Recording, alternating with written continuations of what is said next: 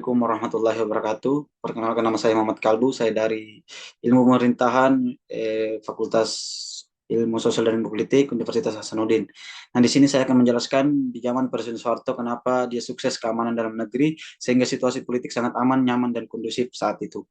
Nah, Presiden Soeharto ini memerintah Indonesia itu lebih dari 3 dekade, dari tahun 1967 sampai 1998, yang dimana masa pemerintah itu ada beberapa faktor yang menjelaskan kenapa dia sukses keamanan dalam negeri, sehingga situasi politik sangat aman, nyaman, dan kondusif saat itu. Yang pertama itu ada namanya stabilitas politik. Nah, di situ Soeharto berhasil mengkonsolidasikan kekuasaan dan mencegah konflik besar-besaran atau kudeta selama pemerintahannya. Yang kedua, ada penguatan aparat keamanan. Nah, di mana pemerintah Presiden Soeharto pada zamannya dia memperkuat aparat keamanan, menciptakan rasa rasa aman tentunya di masyarakat ya, dan menekankan potensi ancaman terhadap pemerintahannya.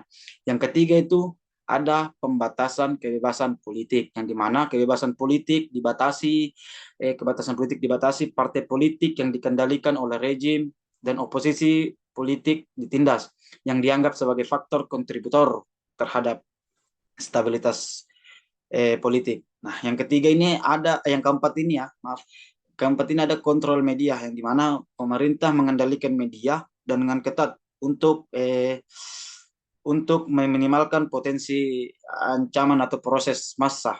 Nah, di zamannya itu. Nah, itulah tadi faktornya. Sekarang ada, saya mengkritik sedikit tentang Presiden Soeharto itu pada zamannya, di situ pelanggaran hak asasi manusia. Nah, di mana Presiden Soeharto ini terjadi pelanggaran hak asasi manusia serius, termasuk kasus pembantaian dan tindakan, yang dimana di sini tadi di poin kedua, di faktor kedua, tentang penguatan aparat keamanan. Dia itu tindakan kekerasan oleh aparat keamanan yang jadinya terjadi pelanggaran hak asasi manusia. Yang kedua ada korupsi dan nepotisme. Nah, korupsi meluas dan nepotisme terjadi dalam pemerintahannya Presiden Soeharto ini, yang menciptakan ketidaksetaraan ekonomi. Yang ketiga, ada keterbatasan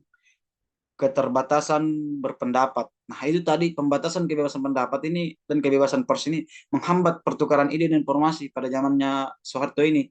Yang terakhir, ada pergantian kepemimpinan. Nah, ini di mana di zaman Presiden Soeharto ini tidak ada mekanisme transparan untuk menggantikan kepemimpinan,